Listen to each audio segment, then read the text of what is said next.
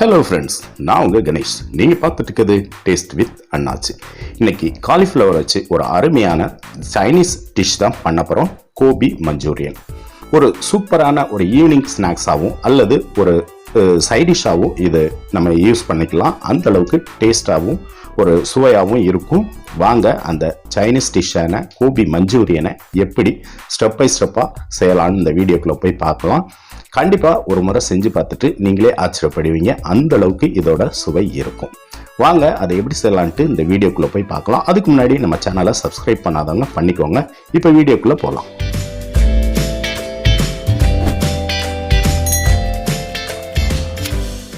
Okay friends, நான் இதுக்கு ஒரு நார்மலாக ஒரு காலிஃப்ளவர் ஒன்று வாங்கி அதை குட்டி குட்டியாக கட் பண்ணி எடுத்து வச்சுக்கிறேன். ஓரளவுக்கு குட்டியாகவே நீங்கள் கட் பண்ணி வச்சுக்கோங்க. இதை நம்ம கொதிக்க போடுறது கிடையாது, சுடுதண்ணியில் போட போகிறது கிடையாது. ஆனால் அந்த புழுவெல்லாம் வெளியே வர்றதுக்கு ஒரு ப்ராசஸ் பண்ண போகிறோம். அதுதான் வேற ஒன்றும் இல்லை. ஒரு 2 டேபிள் ஸ்பூன் உப்பு, கல் உப்பு போட்டுக்கோங்க. போட்டுட்டு அது மூழ்கிற அளவுக்கு தண்ணியை ஊற்றி நல்லா ஒரு முறை கலந்து விட்டுருங்க. இப்படி உப்பு தண்ணியில் போடுறதுனால அதில் ஏதாவது சின்ன சின்ன புழுக்கள் இருந்துச்சுன்னா அது வெளியே வந்துடும். இது ஒரு 10 நிமிஷம் அப்படியே இருக்கட்டும் இந்த உப்பு தண்ணியிலே. இது ஒரு பக்கம் இருக்கட்டும். ஓகே, இந்த கோபி டிஷ்ஷுக்கு இந்த பொரிக்கிறதுக்காக ஒரு மாவு ரெடி பண்ணிக்கலாம். நான் அதுக்கு 2 டேபிள் ஸ்பூன் அளவுக்கு மைதா மாவு, 2 டேபிள் ஸ்பூன் அளவுக்கு கார்ன்ஃப்ளவர் மாவு, சோளம் மாவு, 1 ஸ்பூன் அளவுக்கு ஒரு ஸ்பூன் அளவுக்கு அரிசி மாவு. இது கூடயே இந்த மாவுக்கு தேவையான உப்பு ஒரு 1/2 டீஸ்பூன் அளவுக்கு சேர்த்துக்கோங்க.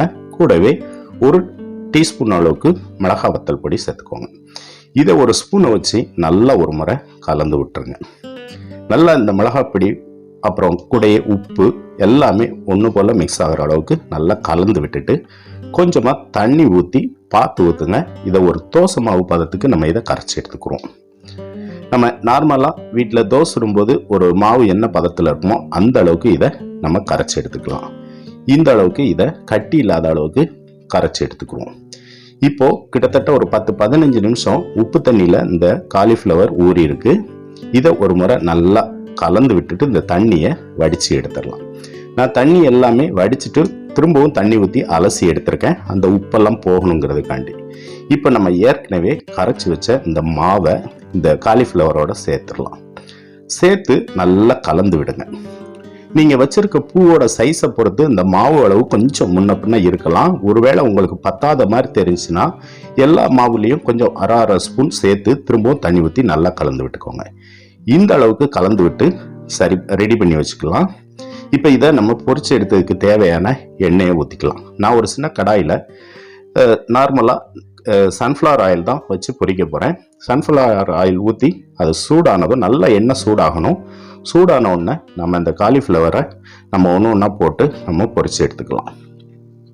இந்த காலிஃப்ளவரை நம்ம நல்ல ஒரு கிறிஸ்பியாக பொரிச்சு எடுக்கணும். அப்போ தான் நம்ம செய்ய போகிற இந்த கோபி மஞ்சூரியன் ரொம்ப டேஸ்டாக இருக்கும். கொஞ்சம் பொறுமையாக தீயை கொஞ்சம் ஹையில் வச்சு நீங்கள் இதை நல்லா இந்த அளவுக்கு செவந்து வர அளவுக்கு பார்த்தாலே உங்களுக்கு தெரியும். இதை எடுத்த உடனே நல்ல கிறிஸ்பியாக இருக்குது. இந்த அளவுக்கு பொரிச்சு நம்ம எடுத்துக்கிடுவோம். தீ ஹைலியே வைங்க. அப்போ தான் இது சடனாக நல்லா பொரிஞ்சு வரும். நீங்கள் லோவில் வச்சிங்கன்னா அது ஒரு சாஃப்டாகவே இருக்கும். அதனால் கொஞ்சம் ஹைலியவே வச்சு இந்த காலிஃப்ளவரை பொரிச்சு எடுத்துக்கலாம். நான் ஒரு செட்டு காலிஃப்ளவரை பொரிச்சிட்டு அடுத்த ஒரு செட்டும் இந்த மாதிரி பொரிச்சு எடுத்துக்கிறேன். 2வது செட்டும் நம்மளுக்கு ரெடி ஆயிடுச்சு. இந்த மாதிரி நம்ம நல்லா கொத்தி விட்டு அருமையான இந்த காலிஃப்ளவரை பொரிச்சு எடுத்துக்கலாம். நம்ம இதவே சாப்பிடலாம். இது காலிஃப்ளவர் பக்கோடா மாதிரி ஆயிரும். இதவே அப்படியே கூட சாப்பிடலாம். இருந்தாலும் இன்னும் இதை நம்ம மஞ்சூரியனாக நம்ம இப்போ மாற்ற போகிறோம். அதுக்கு வேற ஒரு ஃப்ரை பேனில் ஒரு 2 டேபிள் ஸ்பூன் அளவுக்கு எண்ணெய் ஊற்றிக்கிறேன். கூடவே ஒரு 10 பல் பூண்டு நல்லா பொடிசாக சாப் பண்ணி வச்சுருக்கேன். உங்களுக்கு பூண்டு பிடிச்சுன்னா இன்னும் கூடுதலாக கூட நீங்கள் சேர்த்துக்கலாம். ஏன்னா இந்த பூண்டோட ஃப்ளேவர் இந்த டிஷ்ஷுக்கு ஒரு நல்ல ஒரு மணத்தை கொடுக்கும், ஒரு சுவையவும் கொடுக்கும். நான் கிட்டத்தட்ட 10 பல் பூண்டு பெரிய பல்லாக எடுத்து இந்த மாதிரி சாப் பண்ணி வச்சுருக்கேன். அதை வதக்கி விட்டுட்டு ஒரே ஒரு பச்சை மிளகாயும் பொடிசாக கட் பண்ணி சேர்த்துக்கோங்க.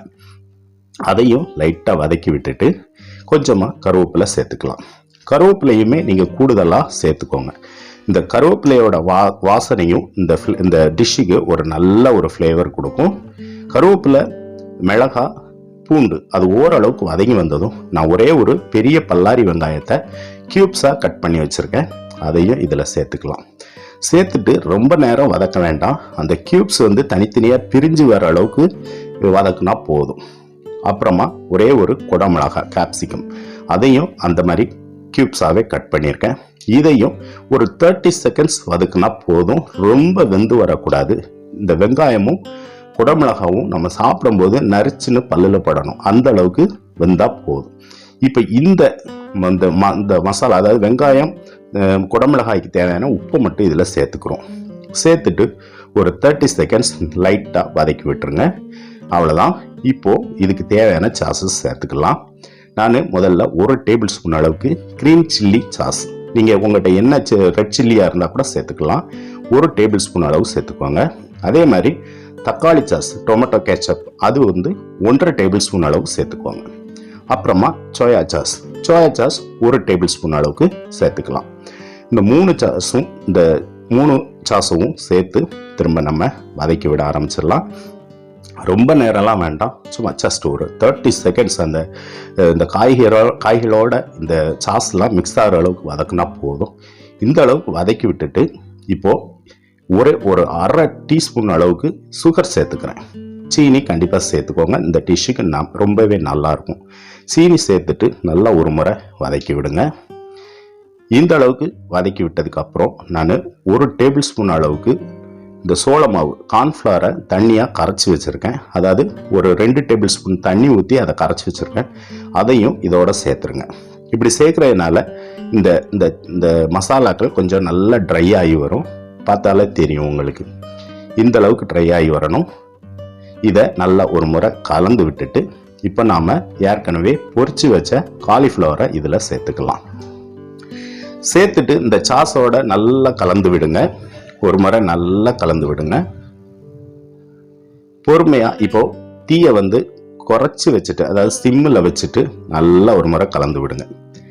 இந்த சாஸ் எல்லாமே வந்து இந்த காலிஃப்ளவர் மேலே நல்லா கோட்டிங் ஆகணும். அந்த அளவுக்கு நல்லா கலந்து விடுங்க.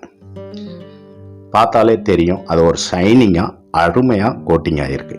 இந்த டைமில் ஒரு 3/4 ஸ்பூன் அளவுக்கு மிளகை நுணுக்கி சேர்த்துக்கோங்க. மிளகை சேர்த்துட்டு திரும்பவும் ஒரு முறை கலந்து விட்டுருங்க. தீ வந்து உங்களுக்கு லோவாகவே இருக்கட்டும். மிளகு பொடியை சேர்த்து நல்லா ஒரு முறை கலந்து விட்டால் கிட்டத்தட்ட நம்மளுக்கு இந்த கோபி மஞ்சூரியன் ரெடி ஆயிடுச்சுங்க. அவ்வளோதான். இது ஈவினிங் டைமில் சாப்பிட்றதுக்கு, குழந்தைங்களுக்கு கொடுக்கறதுக்கு ரொம்ப ஒரு சுவையான ஒரு ஆரோக்கியமான உணவும் கூட. ஃபைனலாக கொஞ்சம் மல்லி இலையை தூவி நம்ம பரிமாறிக்கலாம்.